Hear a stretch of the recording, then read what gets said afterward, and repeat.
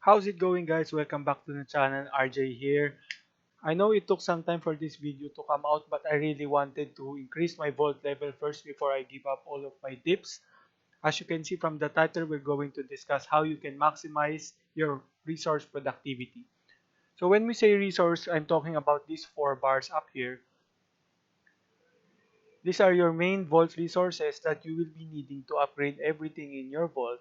Basically, these are the most important resources that you will encounter in-game, even more important than your SSR heroes, because without these resources, you cannot upgrade your heroes, which means that you cannot fight in the combat zone or clear any more harder incidents. Remember that Fallout Shelter Online is first and foremost a base building game, and the SSR hero components are just for money making. So if you really want to go far in this game, I suggest that you focus first on getting higher productivity in your resource gathering so that at the end game, you can focus on upgrading your heroes instead of waiting around to upgrade them because you don't have enough resources. As you can see, when you go up higher in levels, you will require more and more resources just to level up your heroes one level. So you really need to plan ahead on how you will use your resources. As you can see here, one of my heroes is level 52, and if I want to max her out to level 55, it will require 2.1 million foods. Imagine 2.1 million foods. How long will you have to wait to get that? And remember that level 55 is not the highest level. As of right now, the highest level is level 60, but future patches will bump that up to level 70. So I'm not surprised that it will take billions and billions and billions and billions amounts of resources just to level up one hero. I'm going to arrange my tips depending on how early you can do them from the start of the game. Tip number 1. Don't worry about your resources when you're starting up the game. I know it's counterintuitive. The first few hours of the game, you don't really need to worry about your resources because the game will give you more than enough resources to level up. But once you go up to higher levels, that's when you need to plan ahead. Tip number 2. Never forget to build and upgrade your resource production rooms as soon as you can. When upgrading or building your resource production rooms, prioritize getting first electricity, and then water, next is caps, and then lastly food. Electricity is the number one priority resource because there are only a few ways that you can get them. Maybe around 80% of all the electricity that you will get will come from your power generators. So I suggest that you really need to upgrade them as soon as possible. Water is your second priority because you will need this to upgrade the perks of your dwellers. I will expand on that more later. Third is caps because you can use caps to buy junk materials to upgrade your equipment. You can also get random attachments and items in incidents by using caps. So it's good to have caps when you go into the wasteland. The last priority is food because food only does one thing, which is to upgrade your dwellers levels. And dweller levels are only important for your heroes that you actually use for combat.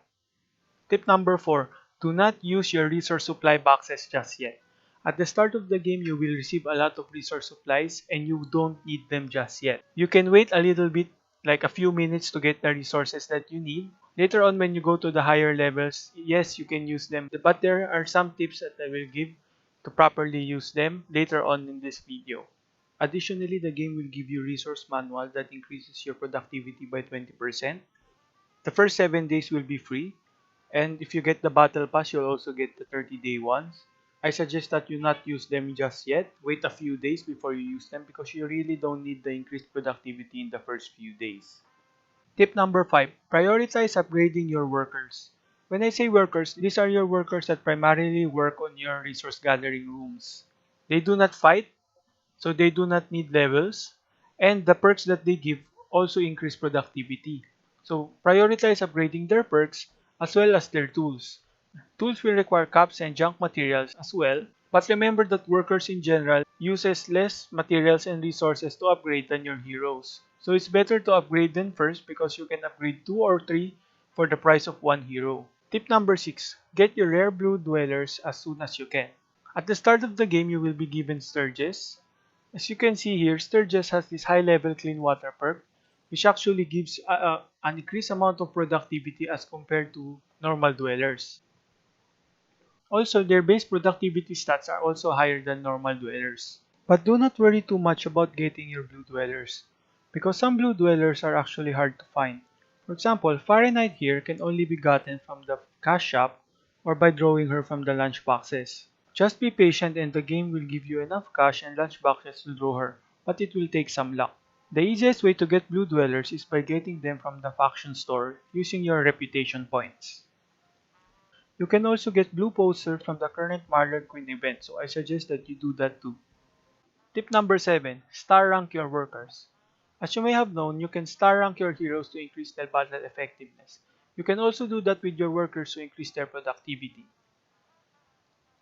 You can get normal posters by finishing medium incidents. However, this will require you to use a lot of Rad-X. So one of my guildmates suggests that you can buy Rad-X by using 20 Nuka-Cola Quantums a day. I do not suggest buying more than once because every time you buy it will double in price. However, it will reset every day so you can try again next time. Tip number 8. Speaking of guildmates, you can get resources by helping out your guildmates.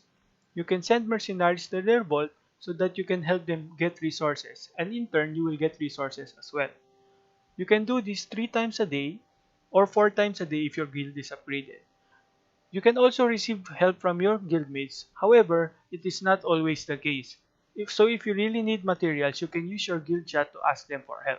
Tip number 9. Utilize your radar room.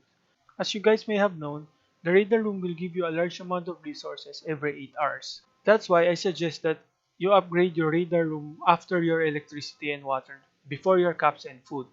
However, at higher levels, I suggest that you upgrade it later than the resource rooms because it will use a lot of electricity and the resources that you will get will not scale as high. Try to unlock Overseer's room level 10 as soon as possible so that you can have another extra group to send for salvaging. First, let me explain how salvaging works. It works by first scanning the area to look for ruins. These ruins will have different levels depending on your radar room. The higher the level of your radar room, the higher the ruins that you can find. However, the level does not necessarily mean that there are a lot more resources. It just means that that ruin will have a chance to have a lot more resources than a lower level ruin. Now, once you've selected a ruin, you will send groups of your dwellers to go and get those resources. And it will take them exactly 8 hours to get those resources back. Every time you scan, you will get 1 to 3 ruins.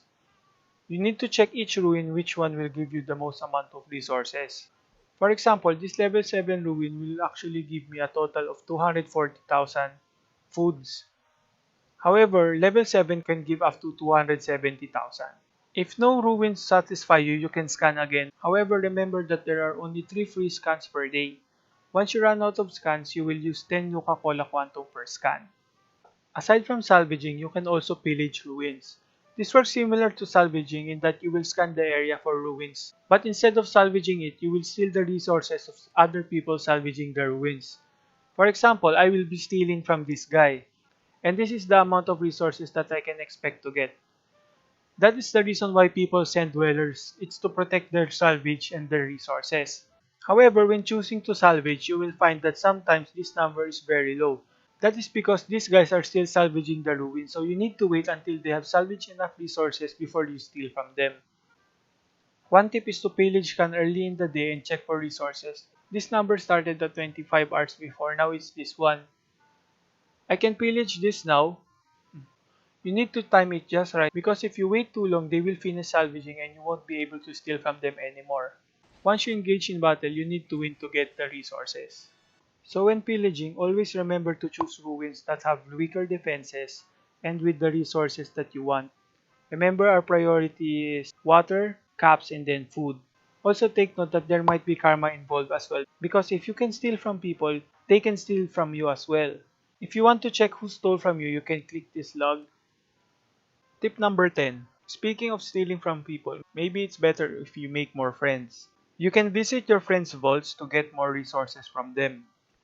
Every day you can visit your friends and get resources at least 3 times a day.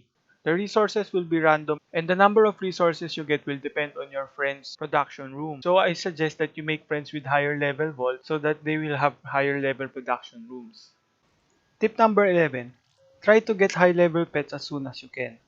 Your pet's level will depend on your resource production level. So if you have a level 11 resource room, You can equip at max a level 11 pet. You can get pets from various sources, but most of the time they will come from doing incidents. From my experience, doing hard and master difficulty incidents give the most chance of giving pets. Tip number 12. Speaking of master incidents, you can also get electricity from clearing master incidents.